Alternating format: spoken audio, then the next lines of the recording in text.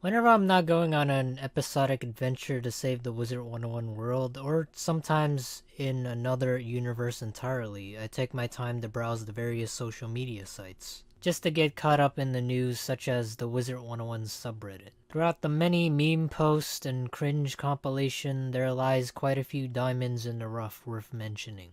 Well, we're not gonna go over all of it in this video, but I want to focus particularly on one aspect.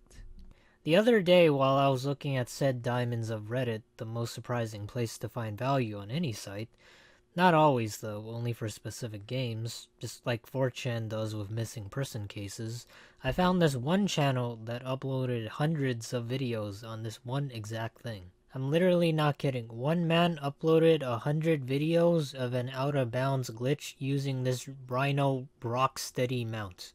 A channel almost entirely dedicated on it. In many of these videos, he explored the worlds fully as if he entered a third-dimensional wormhole, in some of these with a black background. Now, I had no idea how he did it, but I would have guessed cheat engine. As I watched one of these videos, I kind of wondered how he managed to conjure up this sorcery, like how he actually did do it. There's just no way he rammed his mount into a wall and ended up to platform 9 3/4. In some of them, they even clipped back into existence from the dark void, which made me question how broken Wizard101 was. Or still is. I mean, I used to get a lot of emails about exploits back in the day.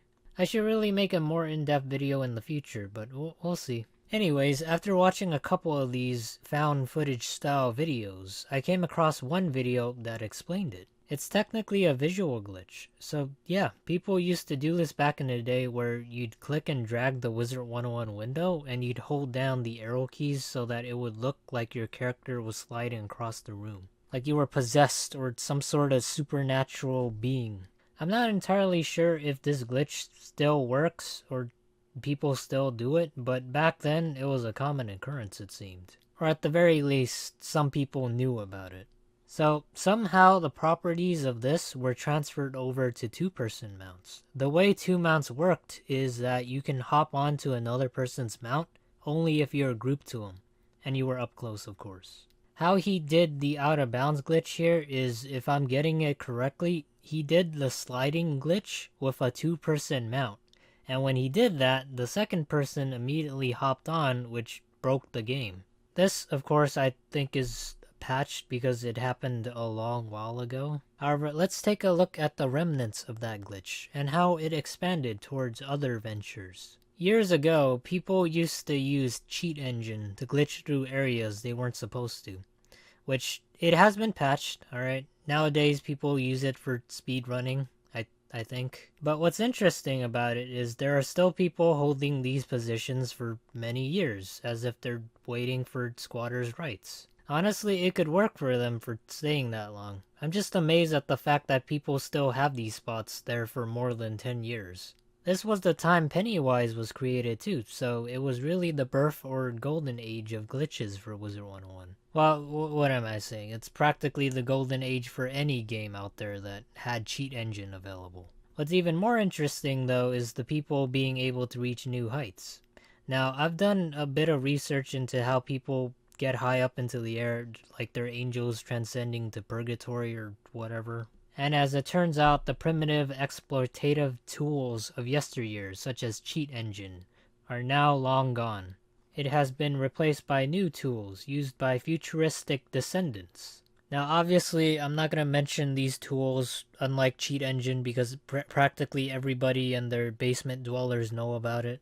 I will say though that supposedly this tool can teleport you to anywhere in the game depending on the coordinates. Personally, I don't use it, I don't recommend it, but I've seen a couple videos to see how it works. Now you might be asking me, well, Hunter, who gives a shit about holding a spot for so long? Well, I do, because funny you should mention it that holding a spot for so long is what the introduction of the social feature, or the mechanic. I mentioned this in the last statistic video on the most popular and unpopular school in Wizard101. So to reiterate, I used it to track players based on their schools and levels, but its main purpose or feature is that you could literally teleport to anyone in the game that has this option enabled.